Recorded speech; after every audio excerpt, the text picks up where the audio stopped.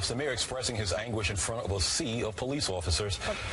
But look what happened. This is video of the mayor arriving for this evening's press conference on the shooting. You can see officers turning their backs on the mayor as he approached the lectern. Meanwhile, we're getting our first look at the suspect. Now, police say that Ishmael Brinsley of Baltimore is the man who snuck up on the officers after posting cryptic messages on social media. Lisa Evers begins our team coverage on this story. She's live in Bed-Stuy tonight near the scene of the shooting.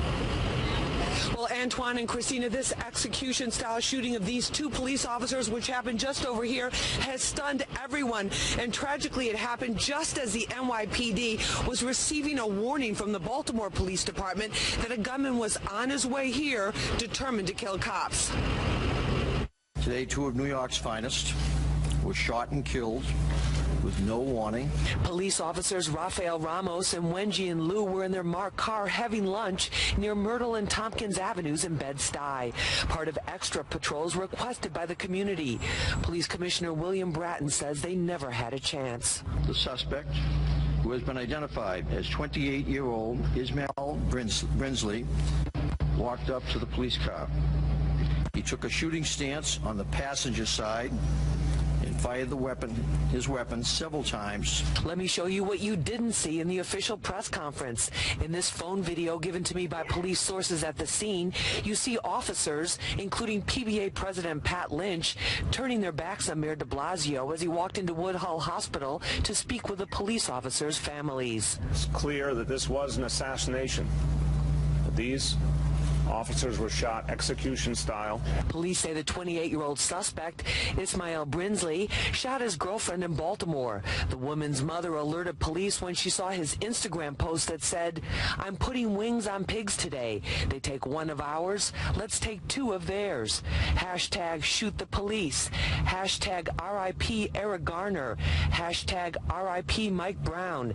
This may be my final post." Baltimore authorities sent a fax, a warning flyer, a wanted flyer to the NYPD and other agencies. Tragically, this was essentially at the same time as our officers were being ambushed and murdered by Brinsley.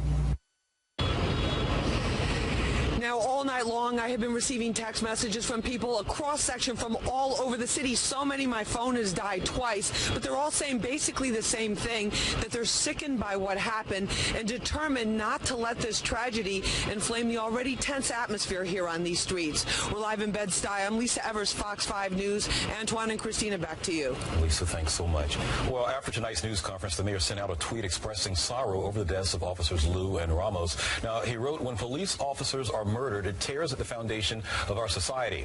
This heinous act was an attack on our entire city." The backlash, as you might imagine, came almost immediate with replies like this. Mike tweets, "This blood is on your hands. You did this. You built this racial division." Referring to DeBlasio calling the shooting an attack on our entire city, John tweeted, "Which you incited with your incessant race baiting." And Beryl tweets, "You are a disgrace." The cops were rushed to Woodhull Hospital, which is where we continue our team coverage. Fox 5's Dan Bowens is live there with more reaction from the PBA. Good evening, Dan.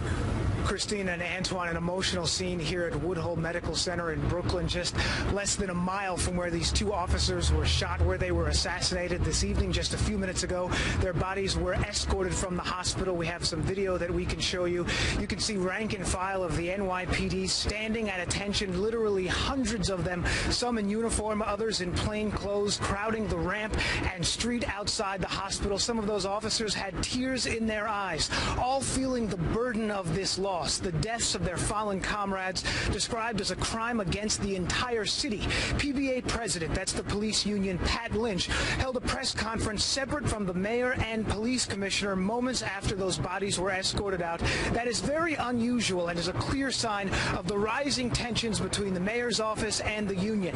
Lynch has been critical of the mayor's handling of the recent protests and anti-violence police demonstrations that have consumed the city since the Eric Garner decision. Take a listen to what he had to say just a few minutes ago. There's blood on many hands tonight.